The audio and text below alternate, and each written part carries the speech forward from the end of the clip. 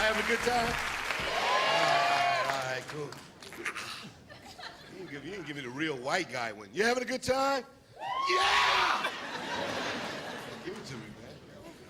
All right, we're gonna keep this thing rolling right here, y'all. Now, you may have seen this cat on Dave Chappelle's show, HBO's One Night Stand Premium Blend. He's one of the funniest Caucasians I know. Y'all show some love for Mr. Bill Burr. Let him hear it, y'all. All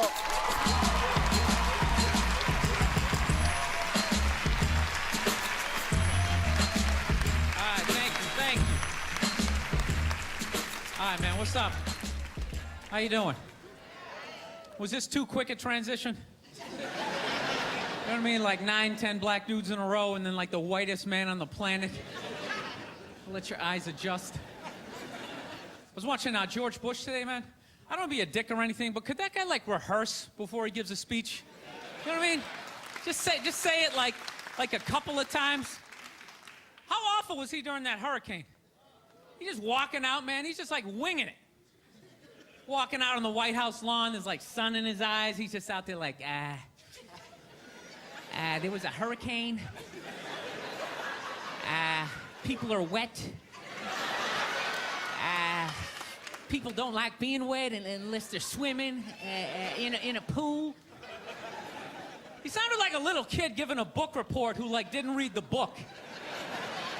He's just up there making up shit like, there was a dog and he bit somebody and they didn't like it. Every night I gotta watch that idiot on the news, or they're doing stories about how fat kids are getting. You see that every night? Every night they're talking about kids are obese now.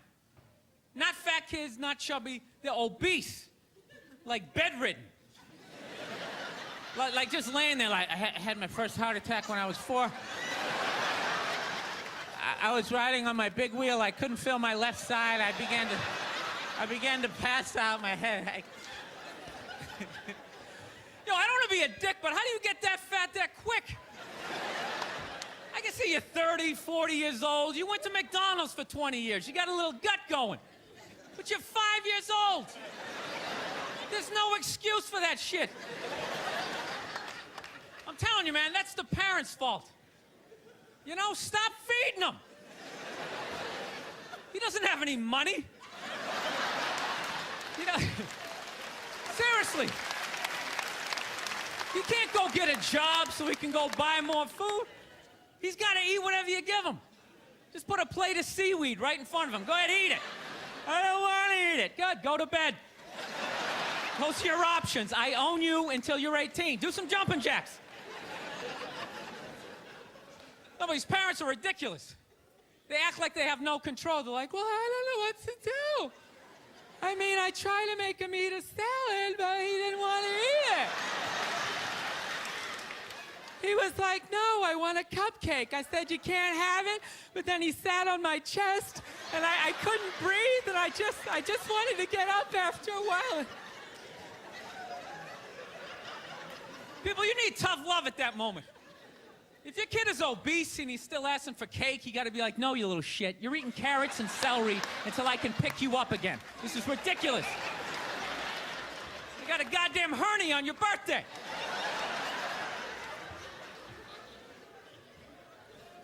I know that seems harsh to be making fun of obese kids. I'll tell you why I'm doing it. They don't really exist. At least to the level that they're saying it's an epidemic. You know, which means when I leave the theater tonight, I should have, like, difficulty getting to my car because of all these fat fucking kids out there like, Jesus Christ, they're everywhere. They're like locusts. See if you can crawl over the top of them.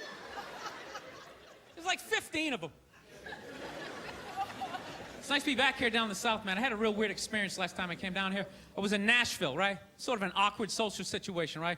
I'm sitting at this bar. There's this white dude sitting like 2 stools away. I don't know him. He doesn't know me. And that Terrell Owens story was in like sports news. So I try to make conversation. I'm like, man, look at this guy. This guy just signed a $40 million contract. He's already bitching, man. How much money do you need to make? And the dude looks at me. He's like, you know what I say? And then he looked over his shoulder, which I now know is the telltale sign that the N-word is coming, and it's coming hard. Oh, yeah, it's not going to be pronounced with the A. It's going to be with the R. And he hit the R. He, like, stuck the landing. There was, like, a dismount. Clan members high-fiving in the background, like, doing the wave. Just out of nowhere. So now, immediately, I'm looking over my shoulder like, dude, what the hell are you doing? You know what I mean? I'm waiting for, like, this hail of black fists to come raining down on top of me. I hate when people do stuff like that. That dude made me part of, like, a potential ass-kicking that I had nothing to do with. You don't do shit like that. He just had that word, hot potato, just threw it in my lap. Trying to pass it down to the next white dude. I hate when people do that, man. You know, it's like, dude, feel me out first. Ask some questions. Do you like to fish? Have you ever fucked your sister, right? I start rattling off answers, then you go old school. You give me a pamphlet, you tell me about your militia. Don't just dive into it. That dude was one of the angriest people I ever met. I should have known that word was coming, because he was just watching Terrell, right? Anytime I would bring up, look at man, that guy's talking trash, he would just like flip out. He won't shut up! You know those people get like so mad they're not even looking at you? Their eyes are up, you just shut up and play the game! You know what's funny? I don't even like Terrell, but now I love the guy. Because every time I see him talking trash, I know this idiot in Nashville is just losing his mind, like kicking over his kitchen TV. Shut the fuck up!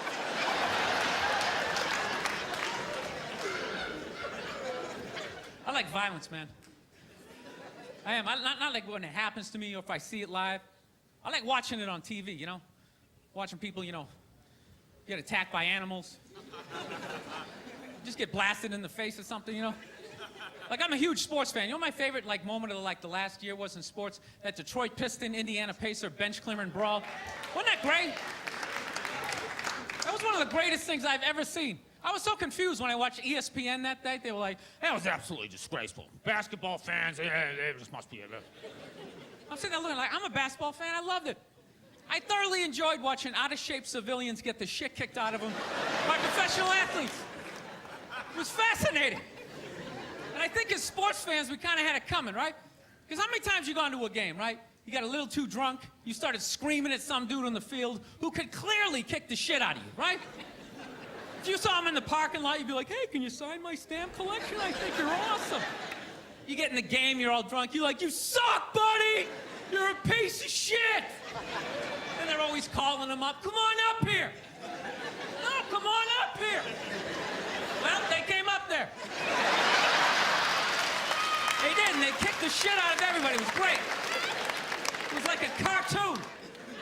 You're like beating up whole rows of people at once, like... I loved every second. I love how Ron Artest punched the wrong guy. Wasn't that great? He taught that dude a valuable lesson in life. When shit goes down, you don't just stand there like you're watching a movie like, wow, it's coming right at me. Must be in 3D or something. That was a 5'6", 110-pound white dude, had an angry 6'10" black dude running right at him. That had to have been in his top 3 nightmares all time. Right behind getting his dick cut off and being lit on fire.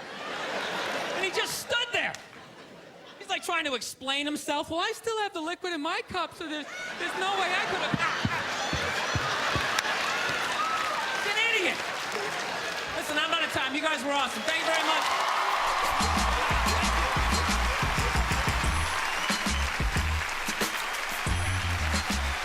Yeah, man. All right, y'all, I gotta bring my next dude out here. This is my homeboy from the STL. He's been rocking it for a long time all around the city. He did it.